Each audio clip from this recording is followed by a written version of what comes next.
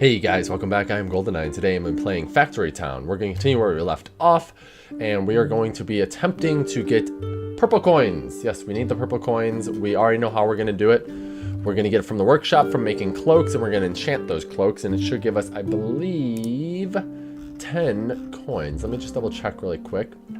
The warm coat and magic cloak, yeah, 10 purple coins, which is great. Necklace would be awesome, but this is a lot easier to get. We're already moving on it. So let's go ahead and we're going to start making some mana pipe, and we're going to start pumping mana to the enchanter, and then hopefully we'll be good to go from there. So here's what I have so far. So we were able to get mana running. I have cloaks being made, finally. You can see that coming in. We have our purple coins up here. You can see I got 1.5 thousand, so I am getting there. Thank God, finally. And if you look over at the school, I'm actually upgrading stuff now.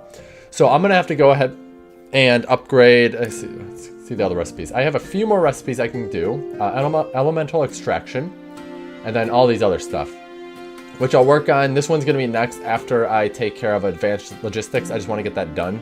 Once we get that done, then we'll move to the next one. But let me just explain everything I did here, because I had to do a lot of fancy stuff to get this to work. Well, first, I needed mana pipe. And this is what this like weird stuff is floating around up here. It's mana, and I'll explain that in just a minute.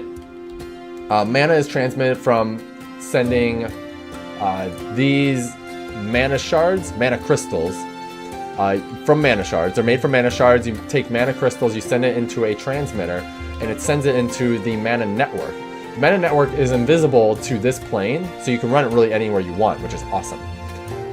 And then this actually receives it over here. I'll explain what it's doing over here, but when it receives, these are rechargers. It recharges the crystals and sends them back out.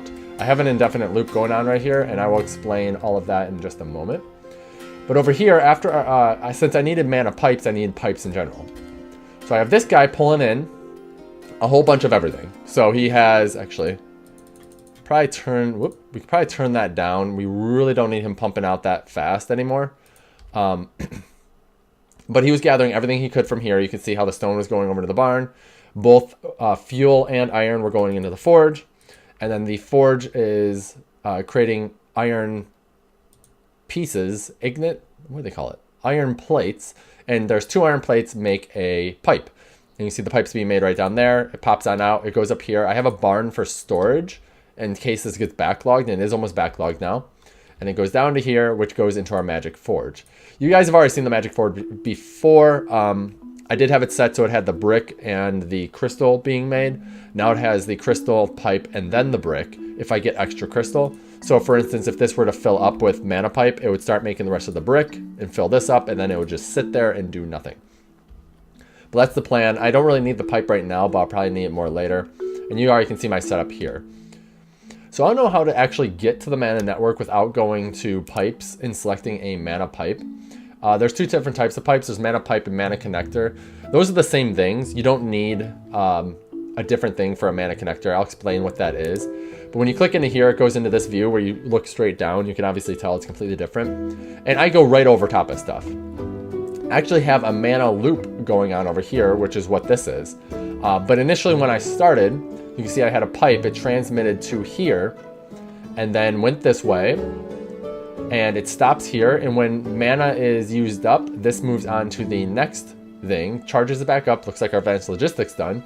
So we'll go ahead and just get rid of that. And when the mana crystal gets used up, it will go to the mana receiver. It gets recharged, and then it goes back into the network. I had to run all the way over here because I had a lot of these crystals in the network. So I can actually end up making more, like, I guess, basically anything that uses mana, I can connect this to it and use this loop. And I don't have to keep this. I'll just use this as my transmitter from now on. So I'll end up probably deleting these and then moving pipe somewhere else to transmit mana that way. If you really wanted to, you could end up making a loop that goes like up and then back down and then up and then back down. But the thing is, the mana does stop right here. There is a way to get around it where it can go this way, and then you can have it so it breaks away and goes this way too. So it could go, some of them go this way and some will go around. But that can also be tricky, because if these are getting in the way of these ones, then this guy will get stuck and then it'll get backlogged and you can't do anything. So, but this right here is a mana connector. So you have to put it over top of the building. and it gives mana to that building. So if you're really pumping out things, you can actually have more than one mana connector because there's obviously 9 blocks you can connect to here. But yeah, so that's what's going on here. Receives, goes back into the network, and then it just continues to go around. You can also use these mana crystals when they pop back out and it's received. You can pump it into, a forge or something like that if you wanted to, but it can't be depleted, I don't think. I think it has to be charged for you to use it. Now, another thing that I had to do because I was running out of, basically, not running out, I wouldn't say, I was just running low on. You can see how I'm running low on cloth now. Okay, I'm gonna have to find more cloth. It looks like they are bringing a lot of cloth, but it's not coming fast enough. So I'm gonna have to get another cart running me cloth. But you can see how I'm getting lots of leather now. I end up making a cycle right here. So the farm feeds to the mill, which uses to make the animal feed. And then the mill makes the leather goes this way, the fertilizer goes back into the farm. I actually decreased, if you lower the level down one, doesn't matter where you are, it just makes water automatically. So you can see this is right next to a water source, so I don't have to worry about that. And this is right next to a water source too. So I actually have it so it applies these things as well, so it makes everything in here grow much faster, so I'll never run out. And this is just a cycle. It's just an endless cycle. It'll just keep on going around. I'll never run out of resources right here, and I'll never run out of leather. This will continually get leather forever. But yeah, like I said, I need to work on the cloth, so I'll get another one of these carts. That's not difficult to do. And actually, I don't even need to be worried about grabbing leather. I think this guy's still grabbing leather, but it's unnecessary right now. I guess I can continue to let it run, but I don't really need it. Another thing I needed was wool. So over here, I did the exact same thing. And I have this farm producing wheat, which goes into here because I was using that for something else later. It shoots out to the grain mill, makes animal feed, which goes out to the pasture, which is used to make the wool. And then I have the fertilizer actually going into the barn, which is doing nothing now. I should make that go somewhere, but I didn't really want to run it back over to here, though you really should because it's, make a cycle out of it. But then the wool goes into here, and then with the wool and the cloak, you can make the magic cloak. But you need to have mana power, which I already showed you that. So that's how I have that all set up, and it's working very well. I also have mana being fed directly into this workshop to make books because I was not actually making books fast enough. Let's go ahead and check off this elemental extraction just so we can start making it, because they're not doing anything right now and we're actually pumping up pretty fast. And if you look at this, actually our red coins are getting dangerously low, so I'm going to work on that. What's eating through our red coins is actually these mines right here. These use a lot of red coins. You can see red coin each time it's used. So that's what's using up the coins. So I'm going to have to slow that down, or at least increase my output of red coins in the village. So let me see if I can get a nice balance there. Alright, so I am bringing in more red coins now. Hopefully I can keep on pumping out beef as fast as possible. And we want to get this to even out. It's not evening out yet, but I think I can increase the production here. We'll see. Alright, I did have a little mistake here. This wasn't grabbing just beef, it was grabbing everything. And we don't want that because it will back up everything else. But I'm going to go increase the speed on this as much as possible because we need this to pump out as fast as possible. We also need to get grains out as fast as possible. So we need to actually increase our houses. It looks like we can actually do that. So I'm going to go ahead and add more houses so we should be selling a lot more than what we are.